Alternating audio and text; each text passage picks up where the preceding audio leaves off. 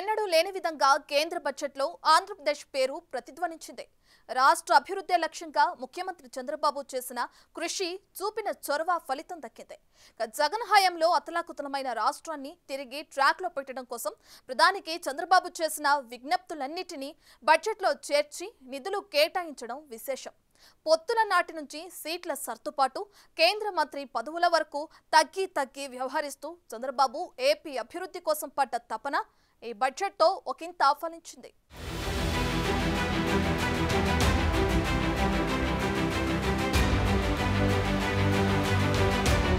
రాష్ట్రానికి అపార పరిపాలనా అనుభవం ఉన్న చంద్రబాబు నాయుడు లాంటి నాయకుడు అవసరమని జనసేనాని పవన్ కళ్యాణ్ పలు సందర్భాల్లో నొక్కి చెప్పారు.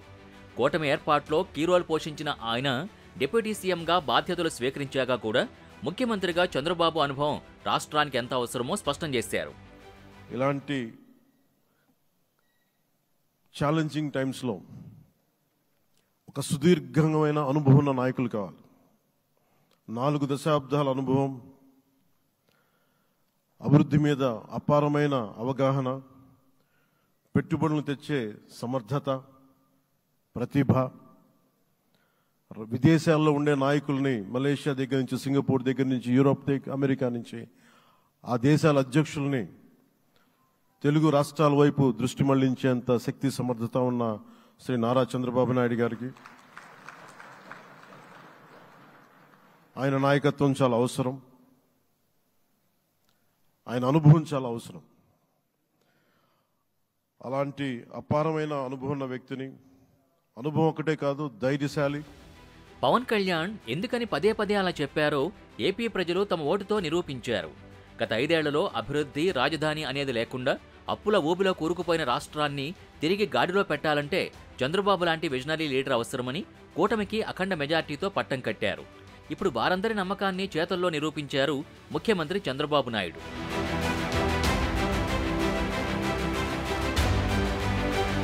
సీఎంగా చంద్రబాబు హయాంలో రాష్ట్ర అభివృద్ధి ఎలా పరుగులు పెడుతుందో తాజాగా కేంద్ర బడ్జెట్ నిరూపించింది. ఆయన పట్టుదల, పాలనలో విశేషానుభవం రాష్ట్రానికి ఎలా మేలు చేస్తాయో 5 ఏళ్ల తర్వాత తెలిసొచ్చింది. రాష్ట్ర అభివృద్ధి లక్ష్యంగా ముఖ్యమంత్రి చంద్రబాబు చేసిన కృషి, చూపిన చొరవకి ఫలితం దక్కింది. రాష్ట్ర అభివృద్ధిపై చిత్తశుద్ధి ఉంటే ఏం సాధించవచ్చో ఆయన 4వ విడత ముఖ్యమంత్రిగా బాధ్యతలు చేపట్టి 50 రోజులు కూడా పూర్తవకముందే చేసి చూపించారు. కేంద్రంలో 3వసారి ఎన్డీఏ ప్రభుత్వం ఏర్పడ్డాక ప్రవేశపెట్టిన తొలి బడ్జెట్లోనే రాష్ట్రానికి ప్రాధాన్యమివ్వడం, అమరావతి, పోలవరం వంటి కీలక ప్రాజెక్టులకి నిధుల కేటాయింపుపై నిర్దిష్ట హామీ లభించడం చంద్రబాబు చొరవ వల్లే సాధ్యమైంది. రాష్ట్రంలో ఎన్డీఏ కూటమి అద్భుత విజయం సాధించడంతో పాటు టీడీపీ 16 లోక్సభ స్థానాలు గెలుచుకోవడంతో కేంద్ర ప్రభుత్వానికి టీడీపీ ఎంపీలే కీలకంగా మారారు. దాంతో చంద్రబాబు తన చాణక్యం ప్రదర్శించారు. ఎన్నికల ముందు బీజేపీతో పొత్తు పెట్టుకున్నప్పటి నుంచి అమరావతి, పోలవరం పూర్తి చేయడం, రాష్ట్రాభివృద్ధే తన ప్రాధాన్యతలని చంద్రబాబు చెబుతూ వచ్చారు. అధికారంలోకి వచ్చిన నెల రోజుల్లోపే 2 సార్లు ఢిల్లీ వెళ్లారు. హంగు ఆర్భాటం లేకుండా ప్రధాని మోదీ, హోంమంత్రి అమిత్ షా సహా ఇతర కేంద్ర మంత్రుల్ని కలిశారు. 5 ఏళ్ల జగన్ పాలనలో ఎంత విధ్వంసం జరిగిందో, రాష్ట్రానికి ఇప్పుడేం కావాలో వివరించారు. చంద్రబాబు చేసిన విజ్ఞప్తులన్నిటికీ కేంద్ర బడ్జెట్లో చోటు దక్కింది. మొదటి సంవత్సరమే మొదటి కేంద్ర బడ్జెట్లోనే అనుకున్నవి సాధించారు. పోలవరం ప్రాజెక్టుకు 2014-15 సంవత్సరం లెక్కల ప్రకారమే నిధులిస్తామని, 14,000 కోట్లే ఇస్తామని, సహాయ పునరావాసం తమ బాధ్యత కాదని సంకేతాలిస్తూ వచ్చిన కేంద్ర ప్రభుత్వం ఇప్పుడు ప్రాజెక్టును పూర్తి చేసేందుకయ్యే మొత్తం ఖర్చుని తామే భరిస్తామని నిర్దిష్ట హామీ ఇచ్చింది.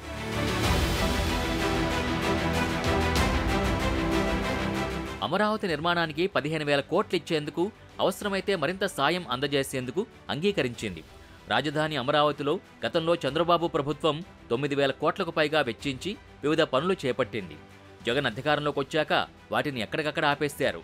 రాజధానిని అడవిలా మార్చేశారు. దాంతో నిండా అప్పుల్లో కూరుకుపోయిన పరిస్థితుల్లో రాజధానిని చంద్రబాబు ప్రభుత్వం నిర్మించగలదా అన్న సందేహాలు వ్యక్తమయ్యాయి. అలాంటి పరిస్థితుల్లో మొదటి ఏడాదే చంద్రబాబు అమరావతికి 15,000 కోట్లు ఆర్థిక సాయం సాధించారు. ఆ మొత్తం ఖర్చు పెడితే అమరావతిలో అసంపూర్తిగా ఉన్న భవనాలన్నీ కొలిక్కొస్తాయని, ప్రధాన మౌలిక వసతులన్నీ సమకూరుతాయని అంటున్నారు. మరో 10,000 కోట్లు ఖర్చు పెడితే అమరావతి నగర నిర్మాణం ఒక స్థాయికి వచ్చేస్తుందని, అమరావతి నిర్మాణం అసాధ్యమన్న వారి నోళ్లు దెబ్బకు మూతపడతాయన్న అభిప్రాయం వ్యక్తమవుతోంది.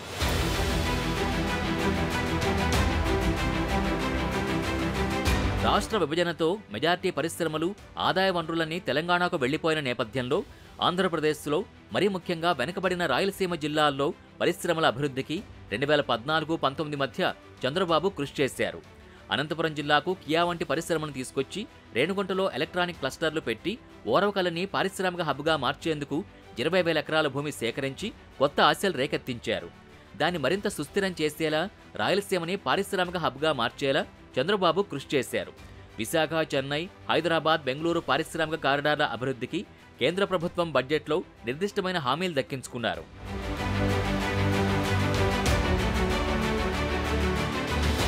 చంద్రబాబు అనుభవం, రాజకీయ చాణక్యంతోనే కేంద్ర బడ్జెట్లో ఆంధ్రప్రదేశ్ పేరు గట్టిగా వినపడింది.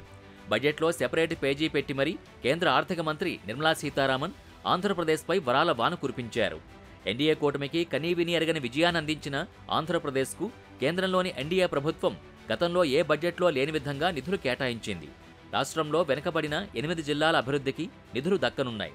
సీతారామన్ వరుసగా వరాలు ప్రకటిస్తున్నప్పుడే లోక్సభలో కలకలం రేగింది. మిగతా రాష్ట్రాలు, ప్రతిపక్షాల సభ్యులు అసంతృప్తి వ్యక్తం చేస్తున్న ఆర్థిక మంత్రి మాత్రం అవేవీ పట్టించుకోకుండా తనదైన శైలిలో ఏపీతో పాటు బీహార్కు వరాలు ప్రకటించారు. Grants for backward regions of Rayalaseema, Prakasham, North Coastal Andhra, as stated in the Act, will be provided. గత 10 ఏళ్లలో ఆంధ్రప్రదేశ్కు చేసినంత సాయాన్ని కేంద్ర ప్రభుత్వం ఈ ఒక్క ఏడాదే ప్రకటించడం విశేషం. ఇదివరకు ఏపీకి వివిధ రూపాల్లో కేంద్రం 22,380 కోట్లు ఇచ్చింది.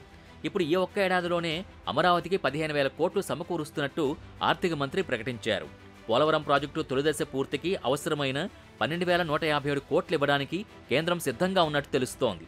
ఇవి కాక కేంద్రం చొరవతో మచిలీపట్నంలో బీపీసీఎల్ రిఫైనరీ ఏర్పాటుపై ఆ సంస్థ త్వరలో ప్రకటన చేసే అవకాశం ఉందని ఎంపీలు పేర్కొంటున్నారు.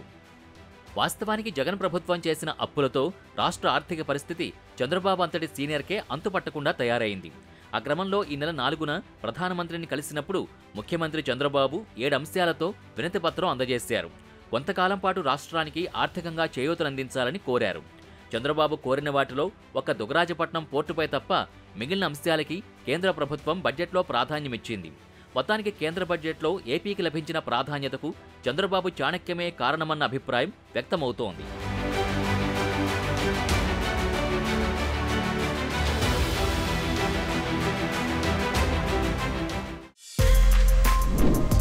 For more videos like this, subscribe Big TV channel.